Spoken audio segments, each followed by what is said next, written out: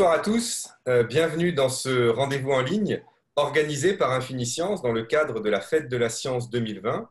Vous le savez, cette année, il est difficile, voire même impossible, d'organiser les conférences grand public que nous avons l'habitude de faire en Auvergne. Pour autant, nous avons décidé de ne pas baisser les bras et de profiter de la Fête de la Science pour innover et tenter une nouvelle façon de parler recherche scientifique. C'est la raison pour laquelle nous avons décidé d'aborder 4 thématiques scientifiques tout au long de cette semaine, en recevant chaque soir un scientifique de premier plan.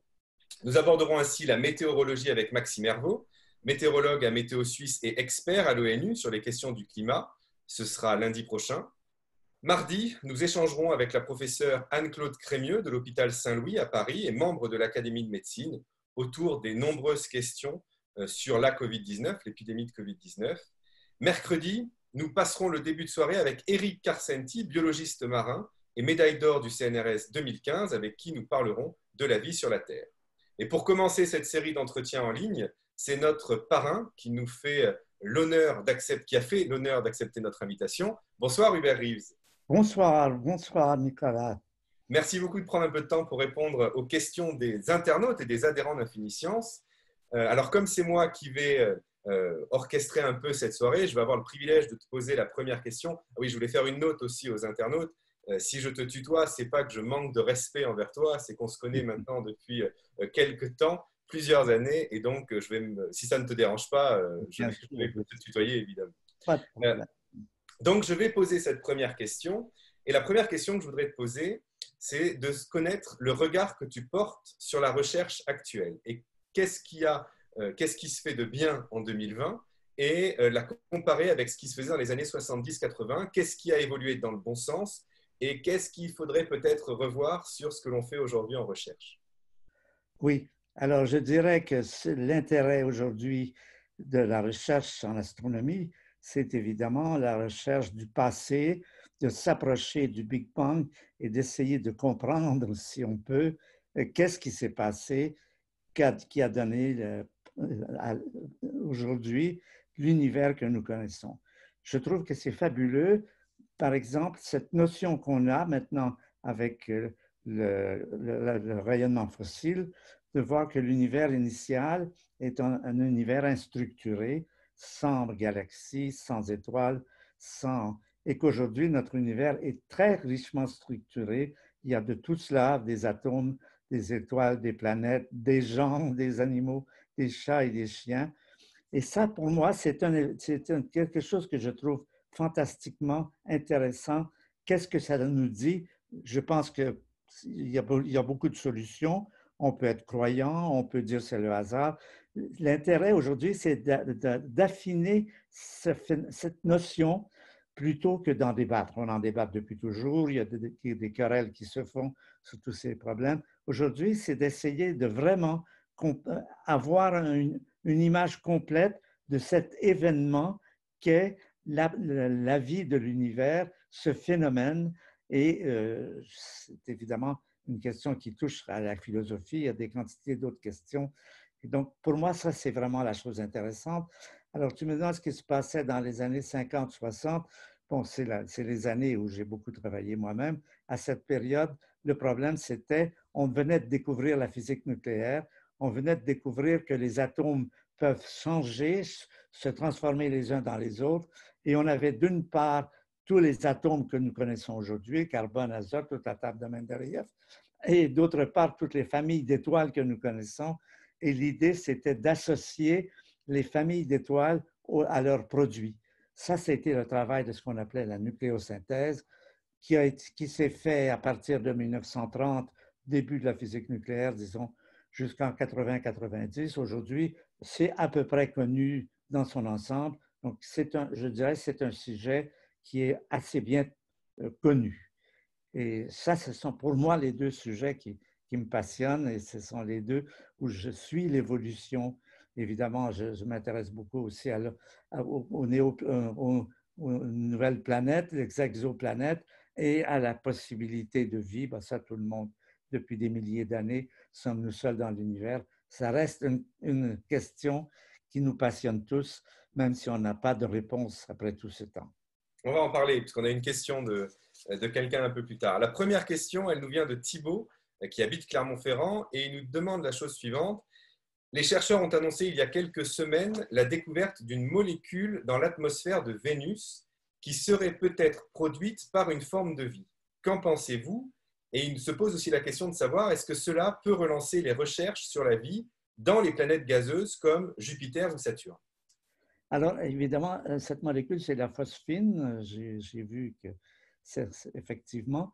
La question, c'est qu'on on observe un élément qui généralement est un élément qui est un élément de la vie. Il y a eu la même histoire autour de Mars et du méthane. Ces deux éléments, généralement, sont produits par la vie. Et donc, on se dit, mais est-ce qu'on a là la preuve qu'il y a de la vie sur Vénus et sur Mars? Alors, évidemment, la prudence impose de dire, êtes-vous vraiment sûr qu'il n'y a que la vie qui peut produire ces molécules?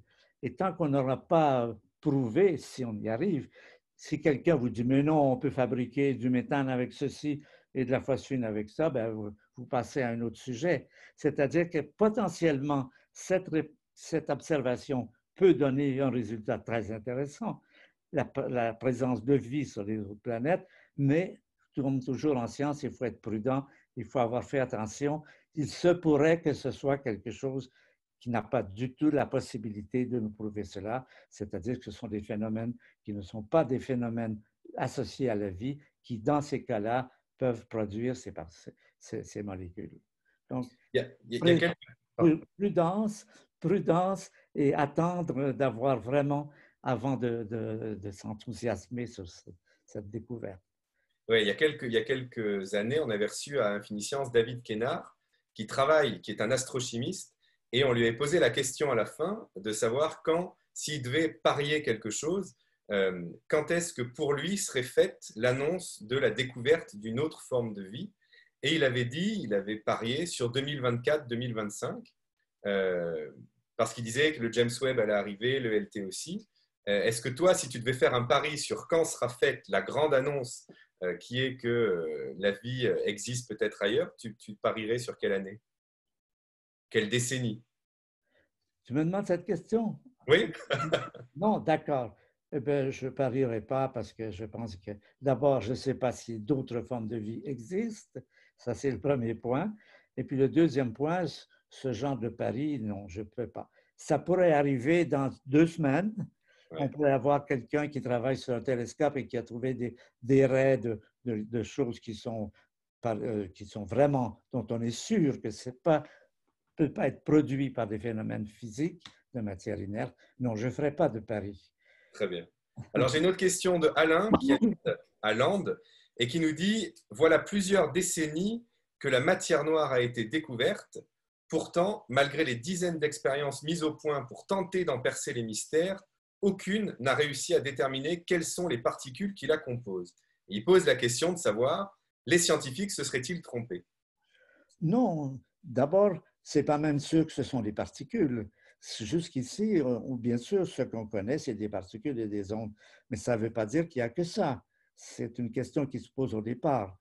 Et donc, ce qui est intéressant, c'est d'avoir découvert une matière dont on ne sait pas, absolument pas, quelle est la nature, comment elle a été produite. C'est ça qui est intéressant, c'est ça qui rend la physique intéressante, c'est-à-dire loin des ordinateurs. Pour répondre à cette question, vous ne faites pas un programme d'ordinateur, vous vous grattez la tête comme dans le bon vieux temps. C'est ça qui est intéressant, c'est qu'on se retrouve aux bases élémentaires de la science qui est d'utiliser son intelligence pour répondre à des questions. Donc, il n'y a pas d'erreur. Personne ne sait a priori ce qu'est la matière noire. Ça peut être n'importe quoi, ça peut être des particules. Les scientifiques se posent cette question à l'aide des particules parce qu'ils ne savent pas très bien quoi faire s'il ne s'agit pas de particules. Là, c'est là qu'on aurait besoin d'imagination. Donc, ils se disent, puisque ça pourrait être des particules, après tout, on va essayer ça. Et puis, si on ne trouve rien, je ne sais pas, on continuera à chercher. Là, on se grattera la tête. Oui, une question de Anne, qui habite à Montluçon, qui nous dit, quand on regarde le ciel, on voit plusieurs milliers d'étoiles. En supposant que chaque étoile possède au moins une planète, on peut donc se dire que des milliers de planètes nous entourent. Pourtant, en 2020, nous n'avons toujours pas de preuve que la vie se soit développée ailleurs. Alors, existe-t-il une possibilité que nous soyons vraiment seuls dans l'univers? Si, c'est peut-être possible. Moi, je n'y crois pas, mais c'est une opinion. Mon opinion, c'est que la vie, c'est un phénomène assez général et qu'on n'a pas cherché beaucoup jusqu'ici. L'univers est très grand. Il y a 1 milliard de planètes dans l'univers. Il y a de la place. C'est une question, là aussi, devant laquelle on est totalement sans réponse, et même sans trace de réponse. C'est une question passionnante, bien sûr, et bien sûr que la découverte des exoplanètes a relancé le problème, parce que la question se posait au début, si on dit qu'il faut des planètes pour faire la vie, ce qui est vraisemblable, eh bien, nous ne savions même pas s'il y avait d'autres systèmes planétaires. Donc, une des questions qui se posait dans l'ensemble des questions qui entraînent cette exploration, c'est de dire, est-ce qu'il y a d'autres planètes? Eh bien, on a appris depuis une vingtaine d'années que oui, il y a, cela, la réponse c'est oui. Il y en a beaucoup, la moitié disent les gens, mais enfin bon, une fraction importante en tout cas des étoiles ont des planètes, mais ça ne dit pas du tout, ça explore le sujet, mais ça ne permet pas d'affirmer qu'il y a de la vie sur ces planètes. Ce qui est heureux, c'est qu'on a maintenant un moyen en étudiant l'atmosphère de ces planètes. On sait plusieurs méthodes qui permettent de non seulement détecter ces planètes, mais d'étudier, de connaître leur atmosphère. Et c'est bien sûr, si on trouvait de l'oxygène ou du méthane, il y aurait de bonnes chances. Mais là aussi, comme dans la question précédente, il faudrait être prudent. C'est des questions qui sont très difficiles parce qu'elles sont très complexes. On n'a pas de bonne définition de la vie. Qu'est-ce que la vie? Comment apparaît la vie sur la Terre? On ne le sait pas. Donc, là aussi, c'est la bouteille à l'encre. Ouais. On posera la question mercredi prochain à Eric Carcenti qui va se Oui. prêter au même jeu que toi. On verra si il a quelques pistes sur la formation de la vie peut-être ailleurs dans l'univers. Une autre question de Juliette qui habite Murat, là on part dans le Cantal, et qui nous dit, vous avez dû passer, Monsieur Reeves, des dizaines de nuits dans les plus beaux observatoires de la planète. Pouvez-vous nous raconter votre plus beau souvenir d'observation du ciel? Alors, j'ai passé beaucoup de temps quand j'étais étudiant. J'ai travaillé à l'observatoire dans l'université Harvard aux États-Unis, de l'observatoire du Dominion du Canada à Vancouver. Et la plus belle expérience, j'étais tout jeune étudiant. J'avais écrit à Harvard pour dire j'aimerais devenir astronome, mais si vous vouliez m'accepter, j'aimerais savoir ce que c'est que la vie d'astronome dans le concret. Et ils m'ont accepté. Et la nuit où je suis arrivé, ils ont pris le télescope. Je ne me souviens pas, ce n'était pas un très gros télescope, c'était dans les années 50. Et ils l'ont mis sur la Lune et j'ai vu dérouler devant moi les paysages lunaires. Et ça avait été quelque chose de fantastique. Je me souviens toujours de tout ça. J'avais vraiment l'impression d'y être et ça, c'était fantastique. C'est mon plus beau souvenir de télescope. Et le plus beau ciel que tu aies vu sur la planète, ce serait où? Dans le Sahara. Dans le Dans le Sahara, Sahara. j'ai vu des ciels, des cieux absolument fantastiques. Et ce qui est très amusant, c'est de voir la Grande Ourse dans le Sahara. Et on a l'impression d'un grand cadran parce qu'elle tourne évidemment et on voit les heures tourner. Et c'est un peu comme si on avait une horloge gigantesque devant soi. Mais le Sahara, pour voir les étoiles, ça c'est inoubliable. D'accord. Donc on ira au Sahara quand le Mais Covid sera passé. maintenant, c'est un petit peu dangereux parce qu'il y a des conflits Eh oui. les islamistes et c'est moins sûr. Une autre question de Romain qui habite Aubière. Alors, il nous dit, les 70 années qui viennent de s'écouler depuis la fin de la Seconde Guerre mondiale ont vu des découvertes incroyables en astronomie. Si on devait n'en retenir qu'une seule, laquelle serait-elle, d'après vous? Je dirais la détection du rayonnement fossile et les différentes expériences jusqu'à Planck maintenant, et la conclusion importante que amène cette détection, c'est que l'univers a une histoire.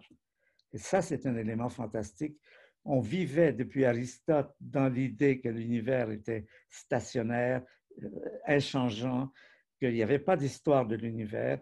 Et aujourd'hui, toute la science astronomique, qui déjà s'intéressait à l'histoire des étoiles et des galaxies, comme toi, mon cher Nicolas, mais maintenant pouvait se généraliser à l'ensemble de l'univers, que même l'univers était un phénomène historique dans lequel il se passe des choses. Et ça, pour moi, c'est une découverte qui est non seulement excitante scientifiquement, mais même philosophiquement. Ça a un impact énorme sur la pensée humaine. Alors, l'autre question, oh, pardon. Vas-y, vas-y. Oui, l'autre question, elle nous vient de Samuel, qui a 14 ans. Alors, Samuel, il a posé deux questions. La première question, je l'ai comprise. La deuxième, je ne l'avais pas comprise. Donc, je lui ai demandé si c'était bien ça qu'il voulait te demander. Il m'a dit oui, oui, c'est ça. Donc, la première question, c'est y a-t-il un boson de Higgs dans l'antimatière? Alors, la question, c'est si on regarde à partir des théories de la physique, oui. Mais est-ce qu'on peut demander une question à une théorie? Oui.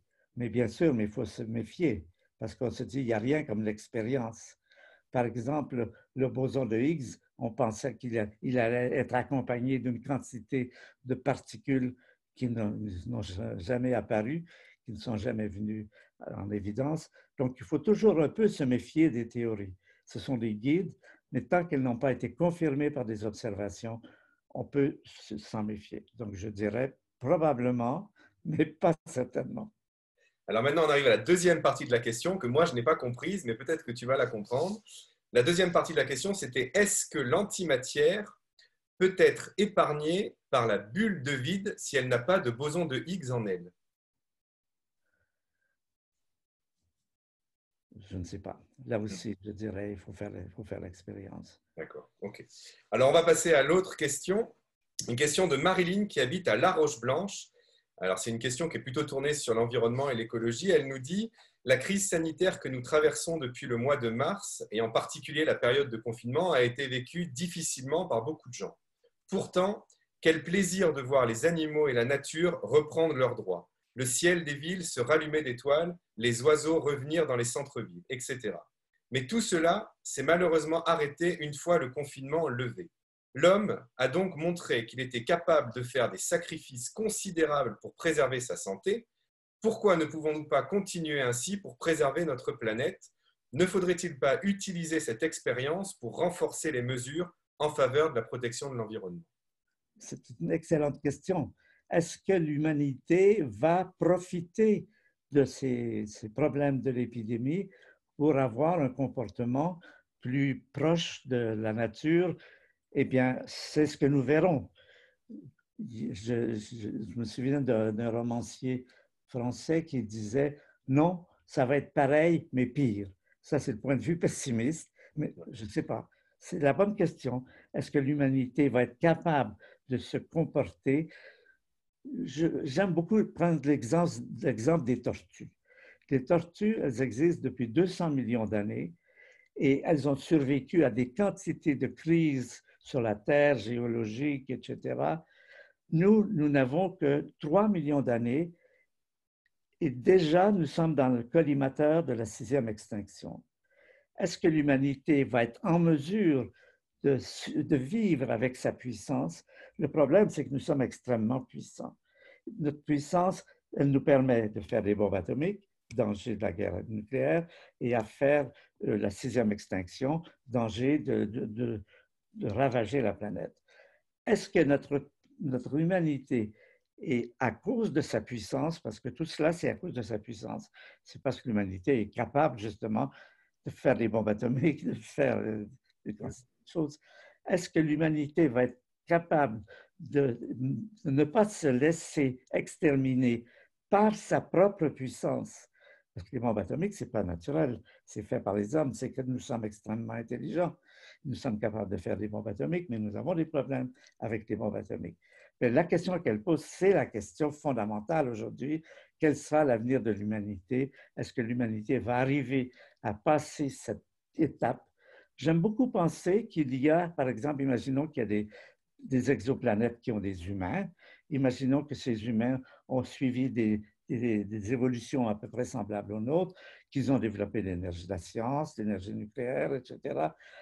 Et je pense qu'il s'agit là d'un examen de passage. Est-ce qu'une civilisation est en mesure d'aller au-delà, là où nous sommes maintenant, c'est-à-dire être super puissant et apparemment avoir beaucoup de difficultés à contrôler notre superpuissance et de l'empêcher, de lui éviter, nous éviter d'être éliminés. Ça, c'est le grand problème qui se pose. Et je pense qu'il est possible qu'il y ait un pendant cosmique.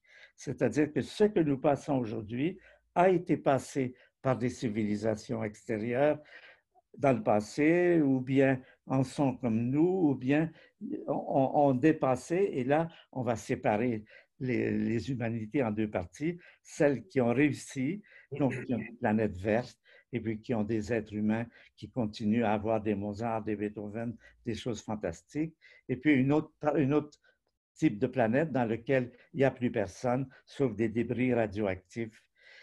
Bon, c'est un conte, bien sûr, mais ça met le thème en évidence.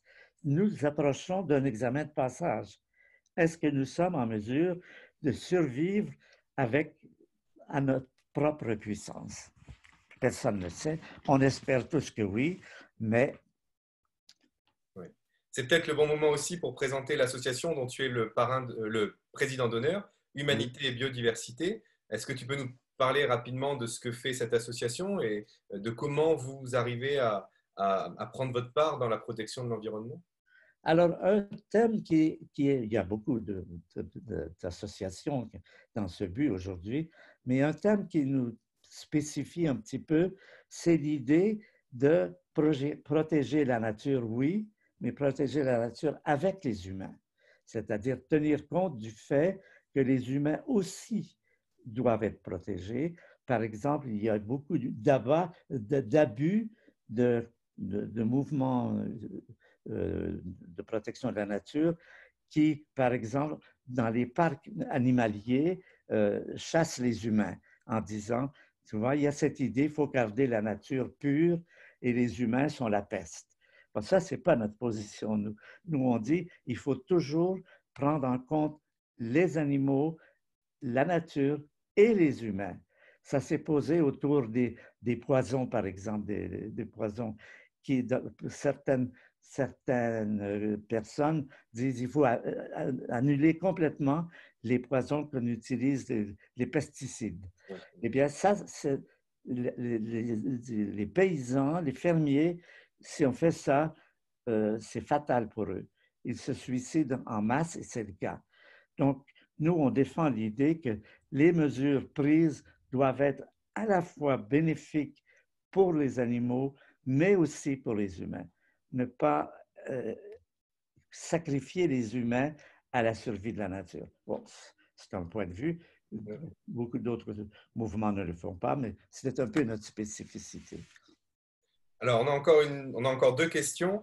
Une question de Dominique qui habite Chamalières, donc qui parle justement de la crise de la Covid-19. Il nous dit, que pensez-vous de cette réflexion du philosophe André Comte-Sponville à propos de la crise de la Covid-19 et de la possible surréaction de nos politiques répondant au monde médical? Je ne suis pas prêt à sacrifier ma liberté sur l'autel de la santé. J'ai plus peur de la servitude que de la mort, car comme l'écrivait Montaigne, ce dont j'ai peur, c'est de la peur. Tu veux répéter? Oh, je la répète, oui. Que pensez-vous de cette réflexion du philosophe André Comte-Sponville à propos de la crise de la Covid-19 et de la possible surréaction des politiques répondant aux diktats du monde médical? Je ne suis pas prêt à sacrifier ma liberté sur l'autel de la santé. J'ai plus peur de la servitude que de la mort. Comme l'écrivait Montaigne, ce dont j'ai peur, c'est de la peur. Bon, je dirais, il a droit à son opinion. Chacun a son opinion. Moi, je crois que prendre l'attitude de dire je ne veux pas me faire imposer de porter des masques, des choses comme ça, c'est un peu irresponsable. Si une personne le fait pour lui, très bien, chacun a droit, mais ça va avoir un effet sur les autres, c'est-à-dire qu'il va se comporter d'une façon qui va mettre les autres en danger. Et ça, pour moi, c'est irresponsable. Merci. Et dernière question par Magali qui habite Billon. Comment voyez-vous notre planète en 2120? Pensez-vous que nos dirigeants auront pris conscience du danger qui nous guette et que nous aurons stabilisé le réchauffement climatique? Ou pensez-vous que l'homme sera en train de chercher une nouvelle planète à polluer? Alors, l'idée de chercher une nouvelle planète, ça, c'est un peu rêveur. Parce que si on, oui, il a raison de dire à polluer, parce que si on débarque sur une autre planète et qu'on a le même comportement que nous avons ici, ça ne va rien changer. Je pense, moi, que c'est un peu la question, un peu celle que nous avons débattue tout à l'heure à propos des examens de passage. Ce qu'il demande, c'est est-ce que la Terre va passer son examen de passage? Ben, je ne sais pas. Je crois que l'avenir est inconnu et les prédictions, les prophéties ont généralement tort. C'est une des choses qu'on découvre, que les humains sont très maladroits à prévoir l'avenir. Personne n'avait prévu la pandémie. C'est quelque chose qui est toujours surprenant. L'avenir se comporte rarement comme les gens le prévoient. Je pense que ça fait partie de nos faiblesses. Ça nous dépasse. La réalité est beaucoup plus difficile à prévoir qu'on puisse le penser. Merci Hubert. Alors, j'ai vu que tu avais sorti un livre le 1er octobre, La fureur de vivre. Est-ce que tu peux nous en dire 2 mots avant qu'on se quitte? Oui. Alors, c'est un livre qui, qui est né, je regardais des photos de gnous. Ce sont des animaux africains. Et c'est une photo où on voit deux gnous mâles qui s'affrontent.